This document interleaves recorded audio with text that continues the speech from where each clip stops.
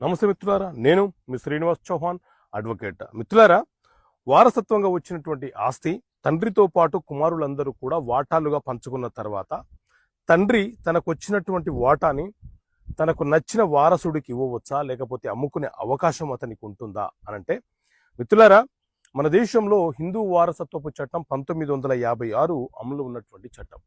ఈ చట్టం ప్రకారంగా వారసత్వంగా వస్తున్నటువంటి ఆస్తులు ఏవైతే ఉన్నాయో ఆ తండ్రికి జన్మించినటువంటి వారసులు అంటే కుమార్తెలు కానీ కుమారులు కానీ అందరూ వాళ్ళు, అలాగే తండ్రి కూడా ఒక వాటాదారుడు కాబట్టి ఆ ఆస్తిని సమభాగాలుగా వాటాలుగా పంచుకునే హక్కు అందరికీ ఉంటుంది.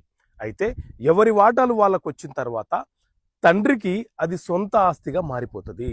ఆ తండ్రి యొక్క వాటా అతను ఎవరికైనా గిఫ్ట్ చేసుకోవచ్చు, అమ్ముకోవచ్చు, వీలునామా రాసుకోవచ్చు. అదే వారసులైనటువంటి వాళ్ళకు వచ్చినటువంటి కుమారులకు వచ్చినటువంటి వాటా ఏదైతే ఉందో వాళ్ళు వాళ్ళ కొడుకుల యొక్క, కూతుర్ల యొక్క, మేజర్ అయినటువంటి వాళ్ళ పిల్లల యొక్క కన్సెంట్ లేకుండా, వాళ్ళ అనుమతి లేకుండా అమ్మే హక్కు వాళ్ళకు ఉండదు. కానీ ఈ తండ్రి మాత్రం తన వాటాని ఏ రకమైనటువంటి ట్రాన్సాక్షన్ చేసుకునే హక్కునైనా అతను కలిగి ఉంటాడు.